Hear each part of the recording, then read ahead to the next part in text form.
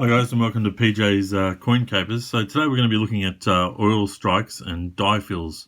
So there is a little bit of a difference between the two, but before we begin, I just want to say thanks. There's been a lot of really positive feedback coming through your comments, and a number of people have really, it's great to have conversation with you guys, and I really do appreciate that, and I really love it when we get new subscribers, because obviously there's more people watching, and I love being able to, I suppose, show a little bit of what I collect and what I look for, and just try and help you find things that are worth more than face value. So I really appreciate all the positive stuff, and don't mind having criticism also. If there's stuff you'd like to see or like me to do better, please let me know.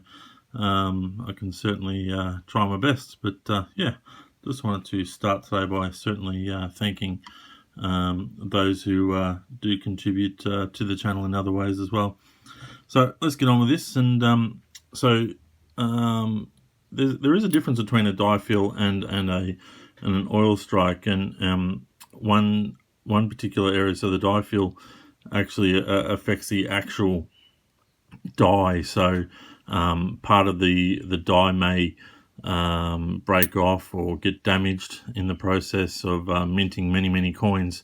So after a while, you'll notice that there is situations where I'm not sure if I've got too many die fill errors here, but I suppose this might be a little bit of one, but certainly I've had other ones, and I don't have them any longer because I've sold them, but where you've got a full number gone, or a full letter, or missing a few letters.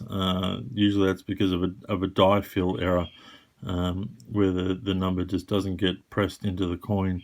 So on this one here, this could be that. It is difficult to tell sometimes what's the difference between a die fill and a strike, but like these ones here, so you can see my confusion there. I've written oil strike and I've written die fill, but it could be a mixture of both. But certainly you can see the prominent letters of Elizabeth there missing, and the prominent letters that are still there, so Beth. So that could be the case that it is a die fill, but either way, it's an error.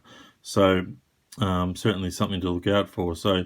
And in the case where it's an oil strike, that means that there's like grease or some sort of foreign matter that's on the actual, either on the coin or on the die, but possibly, I'm not sure exactly whether it's definitely on the die or definitely on the actual planchet.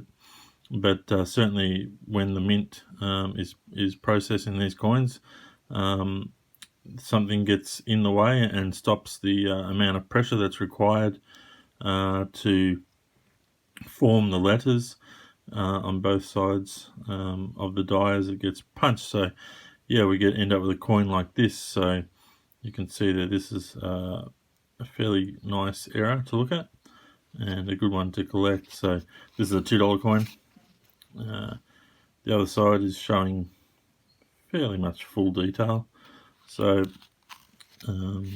you would say that there was oil or grease or something like that on this side only.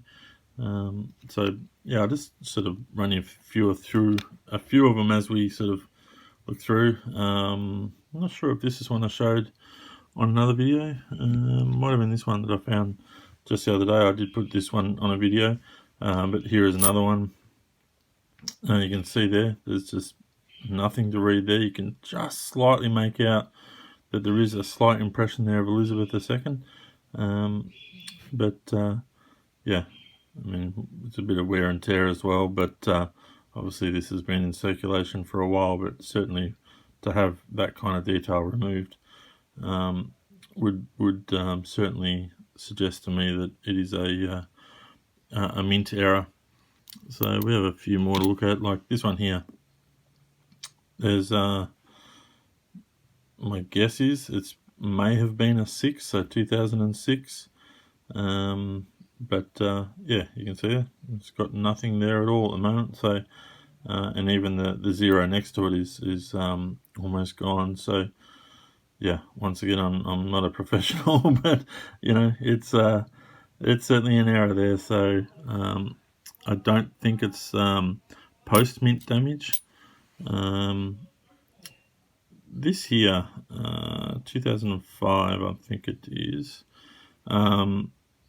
See if I can make it out. It might be 2006, but there are quite a few coins that come out looking like this. So this could even just be a weak strike. So there wasn't enough pressure.